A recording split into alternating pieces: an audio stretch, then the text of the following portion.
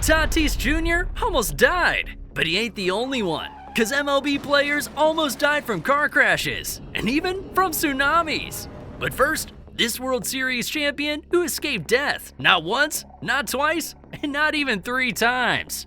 Johnny Gomez went through so much before he even knew he'd play in the MLB. At age 12, a neighbor's pet wolf nearly tore him to shreds.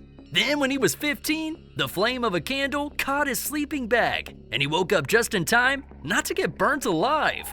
A year later at 16, he got involved in a car accident that claimed the life of his best friend. Ironically, this accident happened on a road called the Roller Coaster Road.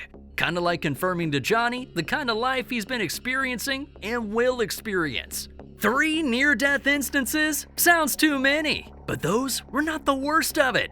Because in high school, while camping with friends, Johnny encountered rednecks armed with guns who shot at him. But thankfully, no bullet hit Johnny or his friends. Following that, he was held at gunpoint by a man who was soon arrested. To top it all off, he also survived a heart attack at the age of 22. At this point, I'm sure this man is immortal. But while Johnny was escaping being shot, this next player didn't get so lucky. We're used to baseball teams putting price tags on players, but when their price tag is placed by a crime lord, that immediately spells trouble. Back in 2019, David Ortiz was partying at a nightclub in the Dominican Republic. But little did he know that he wouldn't be taking shots, but getting shot. Ortiz was ambushed and took a bullet in his back. Fortunately, he made it out of the nightclub alive, while details of the attempt of his murder remained a mystery. Baseball legend David Ortiz was shot in the back at a bar in the Dominican Republic. Ortiz, the beloved Big Papi, is in the intensive care unit after undergoing surgery that removed part of his colon. His gallbladder and liver were also damaged. However, Cesar Peralta was dubbed as the man who put a price on Big Papi. But investigations show that he had another person in mind, and the hitman mistook Ortiz for their target. Regardless, Ortiz survived, but while he was shot outside, this next player wasn't even safe in his own house. In late 2011, when Wilson Ramos was visiting his native country of Venezuela, he was supposed to just spend time with his family. But something happened that made him spend time away from him. In a specially planned operation, Ramos was abducted just outside his family home by a gang of kidnappers. It happened so swiftly that everyone was convinced that if they ever saw Wilson again, it would be in a body bag. Major League Baseball player taken at gunpoint in front of his family. But little to anyone's knowledge, the authorities were working round the clock to bring Ramos home. And soon enough, everything began to fall in place. They found the kidnapper's getaway car 10 kilometers away from where he was kidnapped, close to a mountain range. With an investigation that involved over 200 personnel from both the police and National Guard troops, Ramos's position was soon found. But that was only half of the job. The kidnappers were armed to the teeth and not ready to give up Ramos.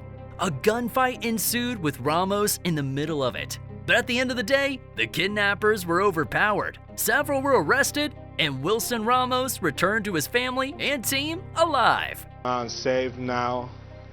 That was a hard time for me. It's a miracle that Ramos wasn't hit by any of the bullets, because sometimes all it takes is a line drive to send a player to the ER. Before Daniel Poncedeleon had a chance of making it to the major leagues, he suffered an injury that might as well end all hopes of him making it to the big leagues. While pitching for the Memphis Redbirds, Daniel was struck by a line drive so hard he fractured his skull, causing his brain to bleed. Right-hander's pitch is lined up the middle, and it hits the pitcher, and he is down and hurts. On a normal day, it would have been RIP for PDL. But the surgery he underwent was successful. However, he spent a while in the ICU recovering, and it looked like he might never get on the mound again. I remember seeing the spin on the ball and the seams and just couldn't move quick enough. I think it was a knock on the head, literally and figuratively. But he beat the odds and made his major league debut 13 months later for the Cardinals. This is the type of life-inspiring comeback you see in movies, isn't it? Although he's not big enough to have a biopic made, he did write his own book titled One Line Drive, a life-threatening injury and a faith-fueled comeback.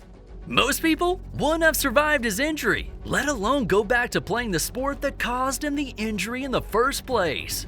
But if Poncedeleon has taught the world anything, it's that his spirit is stronger than his body. One person who can relate a lot to Poncedeleon's book is this player, whose World Series triumph came after he nearly lost it all.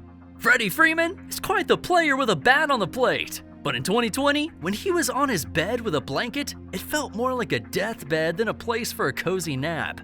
You see, Freddy had a bad case of COVID, and it seemed so bad that the end of his career and possibly his life seemed near.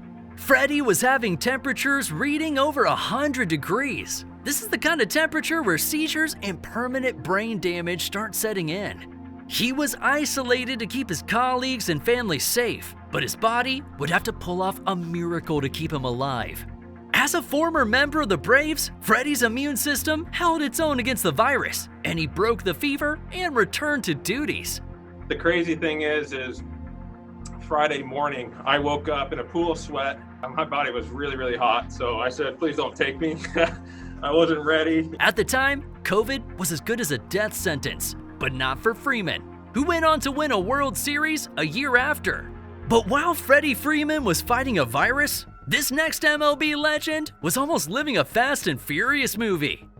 It was just another ordinary day for Pete Alonso as he was driving for training when the unthinkable happened. For a vehicle to have flipped 3 times, indeed, Pete was extremely lucky he made it out in one piece. Car flipped over probably about 3 times, and guy ran a red light, T-boned me. However, his truck wasn't the only thing damaged, because his mental health took an even bigger hit than his vehicle. Thankfully, he's doing better now. Every day is blessed for me. I mean, I'm just so happy. Every day's a gift. Pete Alonso may not have played in the same team as this next player, but they might share the same fear of highways. If there's any player who's a walking miracle, it's Fernando Tatis Jr. Because his 2021 off-season break was one he wouldn't forget for a very long time. Heck, it's one holiday he'll always be talking about at family dinners. At first, his Dominican Republic trip seemed perfectly normal, until he decided to take a new bike he bought for a spin. But that turned out to be a terrible idea, as he only got himself in an accident that needed medical intervention. Thankfully, he only got a few scratches and bruises along with an injured wrist, which needed surgery and had him out for about 3 months. But while Tatis was just a victim of his recklessness, some things are beyond our control and leave us at the mercy of Mother Nature. And no one knows that more than this next guy. Back in 2012, Otani was a baseball high school prodigy from Iwate, striking out batters with wicked balls. He was just a kid compared to the star he is a decade later. But do you know what else happened in 2012 in Japan? This. All across northern Japan, they felt it.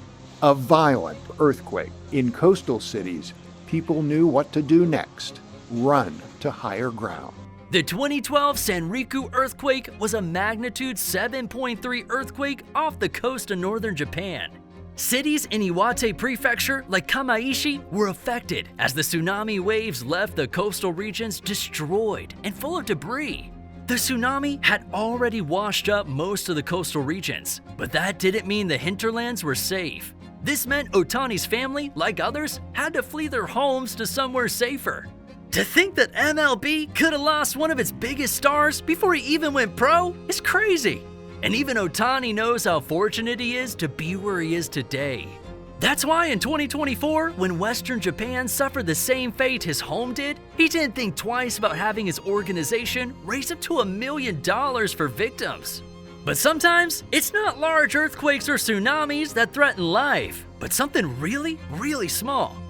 In April 2018, the White Sox were playing the Houston Astros, when during the 6th inning, trouble struck in the dugout. White Sox reliever Danny Farquhar had slumped. Paramedics rushed to the scene, and in no time, he was in the hospital. What the doctors found out was devastating. Farquhar had just suffered a ruptured aneurysm, and they were in a race against time to save his life. Danny's wife was already certain that the worst was inevitable. But after a 4-hour surgery, there was hope. Farquhar was moved to an ICU where he spent over 2 weeks recovering.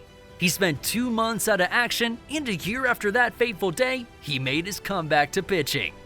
It was destiny that these players survived the tragic horrors that they encountered, and the fact they were better for it makes their stories even more wholesome. Which life-saving miracle shocked you the most? Let us know in the comments section, and while you're at it, check out this video right here.